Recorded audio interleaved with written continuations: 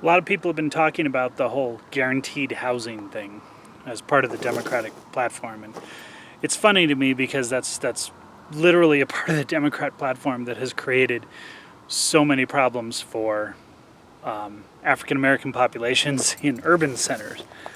It's bad. It doesn't work well. It doesn't end well. I was in Saudi Arabia and I remember the blocks of housing that were built to put the Bedouin on in projects, urban projects, and how they just they refused, like it's inhumane conditions.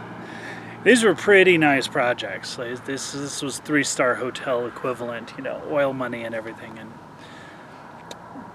people, sometimes there are entire cultures that live on the edges. Sometimes it's just people. There's a saying from school teachers. Some school teachers will agree with this, some won't, but enough do that you have to think about it.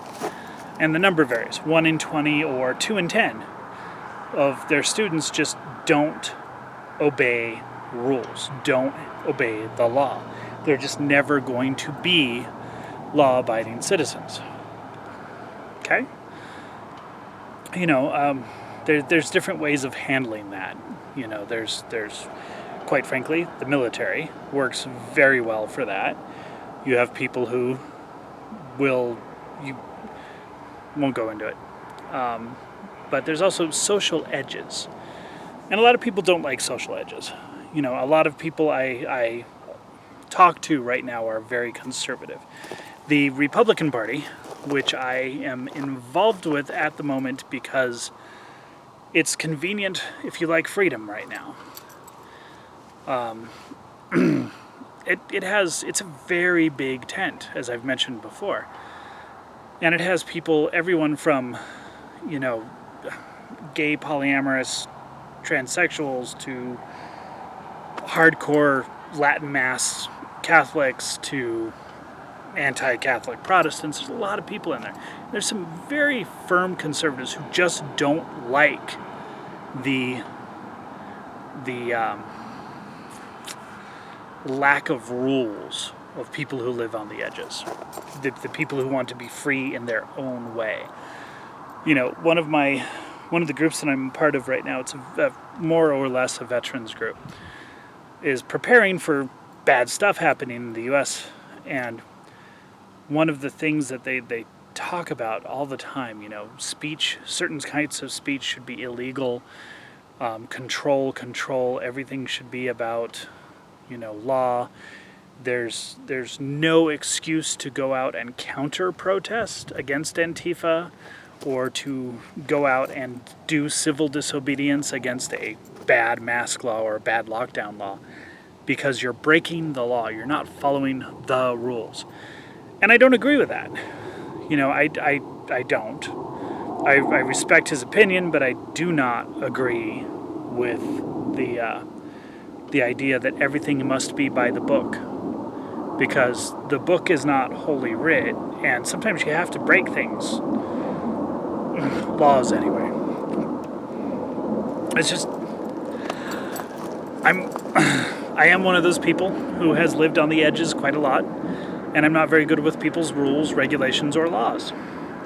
I, however, acknowledge the value of them. I need to live in a society that has them with enough space for me to function on the edges. And there's a lot of people on the edges.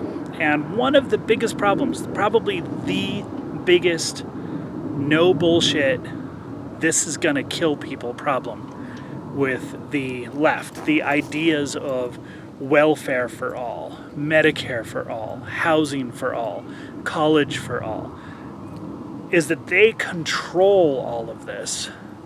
And there's a way that this happens. There's a methodology. There's a set of requirements. You will fit into the box.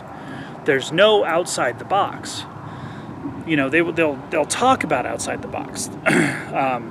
Intersectionality is a big one where they try to take every little thing that you can use as a victim card or as a victimization and make it all one box.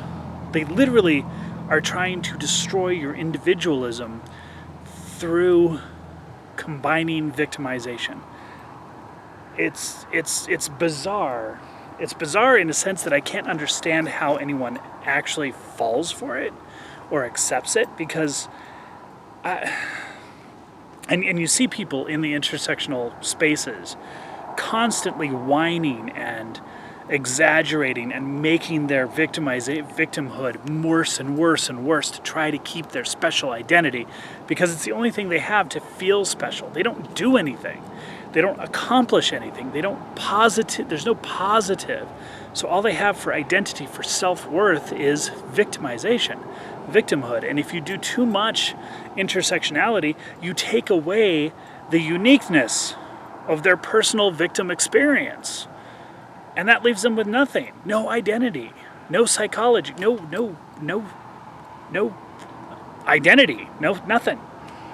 And that's dangerous and bad. But somehow they fall for it and they celebrate it. Anyway, a lot of people, the majority of people really do well with a little bit of individualism in a relatively loosely but firmly structured society. Okay?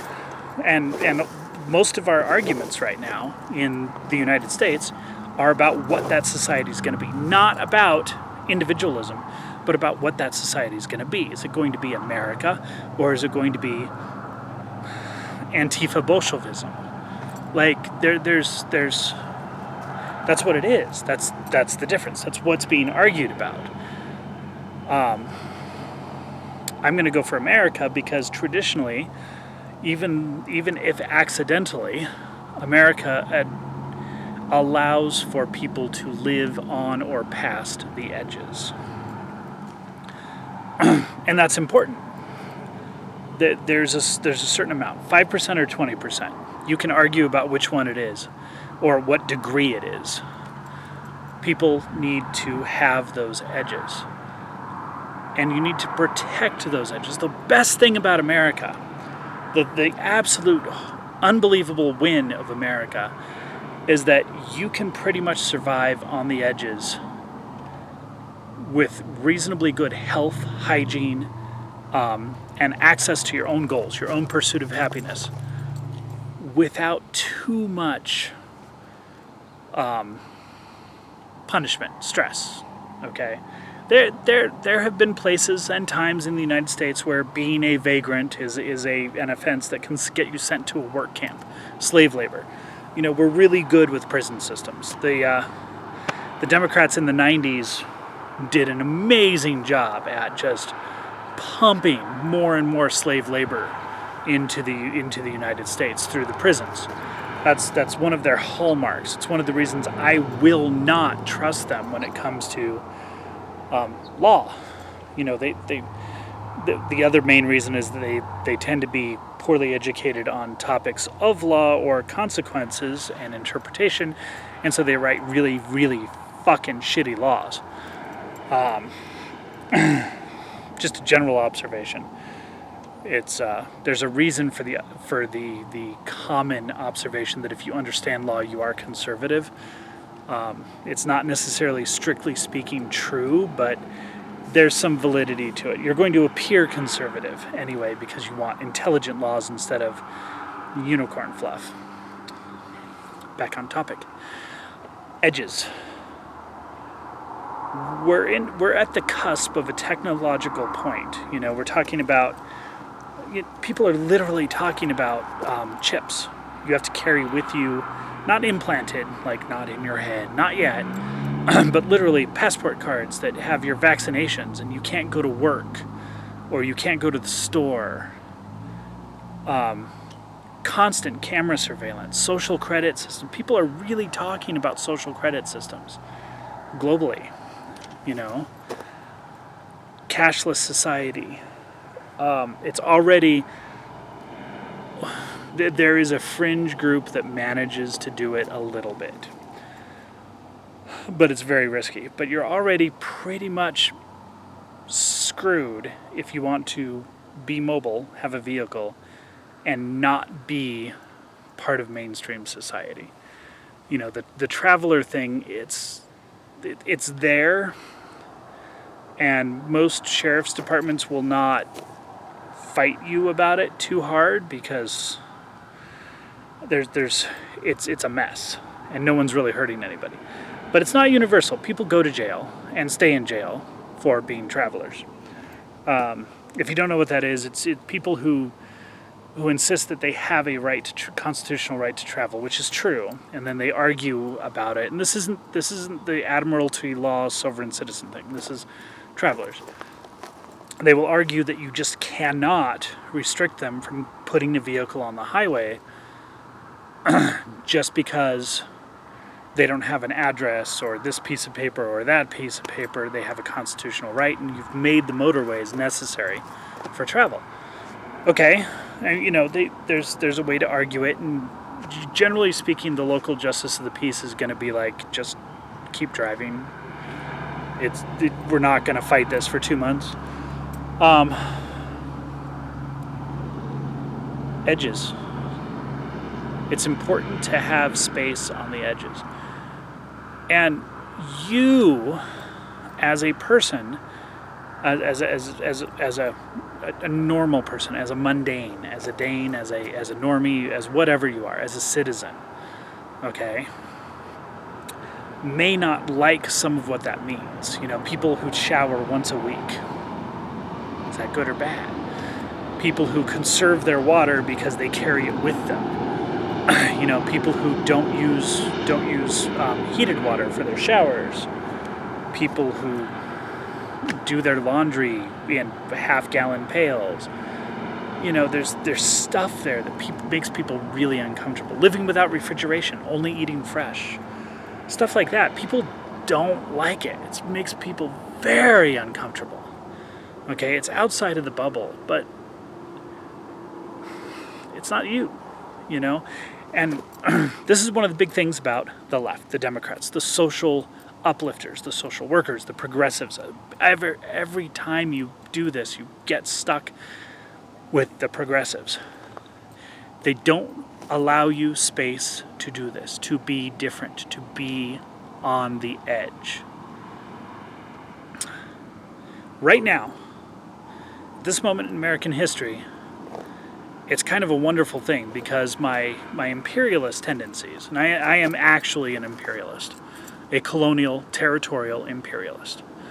My imperialist tendencies match up with my freedom to live on the edges tendencies in a very nice way. Okay? Right now it's very obvious that we're dealing with a progressive arm of American society that does not allow for differences. I don't know if I'm helping you out. I'm not doing an interview with how do you live on the road doing Ren fairs, or how do you be a rainbow brother, or how do you be a beachcomber for 6 months and live on the sand with a blanket and a towel. Like, I'm not giving you any stuff about that. And it's all fun stuff, how can you be semi-homeless on a boat? I'm not giving you any of that, but it exists. The edge, people need to be allowed to live on the edges.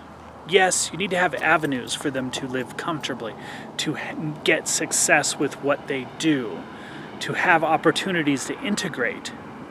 Sometimes this is just a life phase thing. Okay, there are Scandinavian countries, Nordic countries, whatever, Northern European countries where there's an idea of the wandering. I think the Australians have something called a walkabout. In some parts of Scandinavia, it's the wandering, where you take off.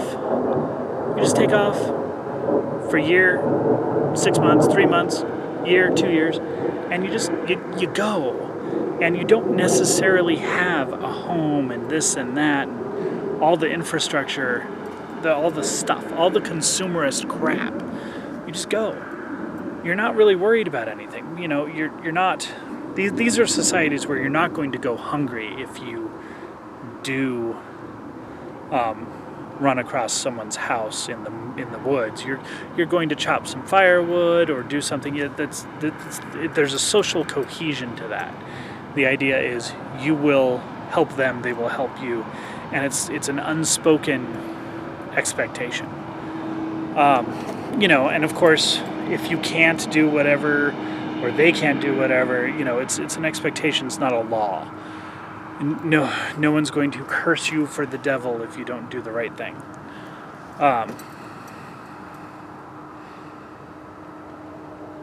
Interesting stuff. We don't have that in America. Not as much. We did at one time, but we're locking down. Our society is locking down pretty hard. And I worry about our technology.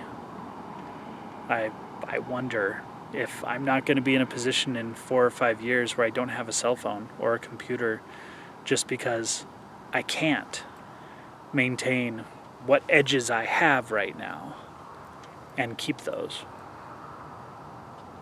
Freedom's an interesting thing. Maybe you should try granting it to people. Stay sideways.